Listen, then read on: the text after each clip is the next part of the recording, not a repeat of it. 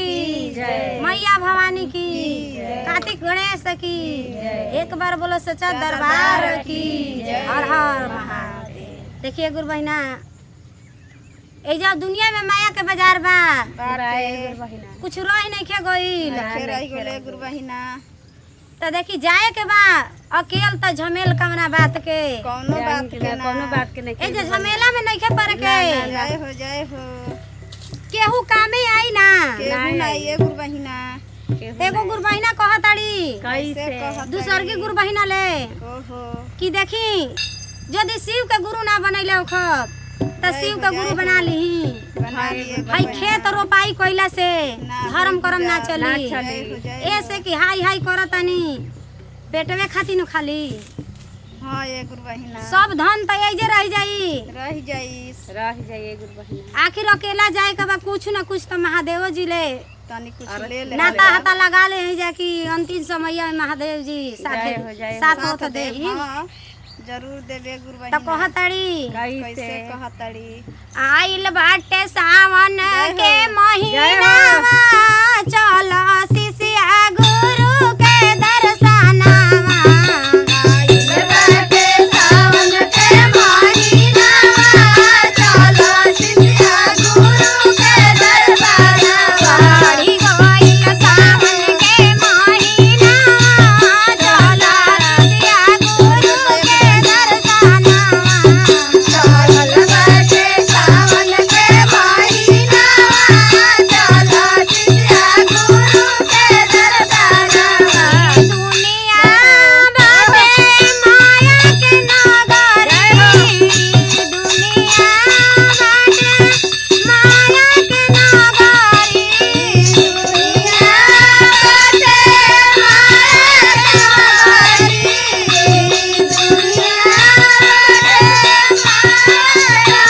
अंतिम में आई नहीं कमावा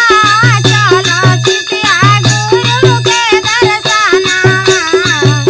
अंतिम में आई नहीं कमावा चलो शिष्या गुरु के दर्शनवा अरे अंतिम मैया ना आई कमावा चलो शिष्या गुरु के दर्शनवा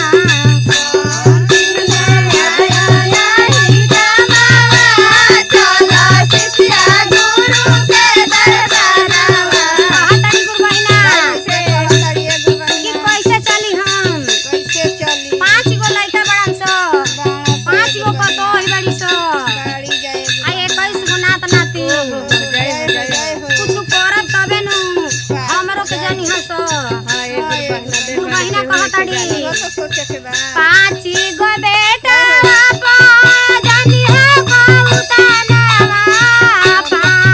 गो बेटा जानी है कौतानवा 5 गो बेटा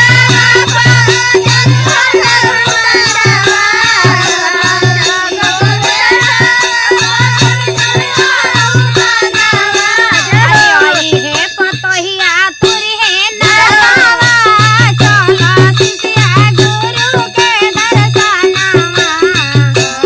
हे पतोहिया तुरी है नावा चलो शिष्या गुरु के दर्शनवा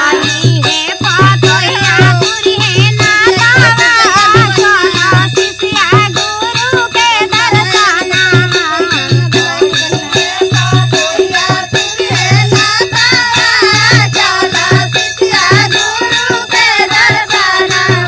दुनिया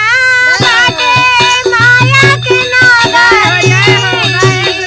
दुनिया बाटे माया के नगरी दुनिया बाटे माया के नगरी दुनिया केहुओ नया तहरा कामावा चलो शिष्या गुरु के दर्शनवा केहुओ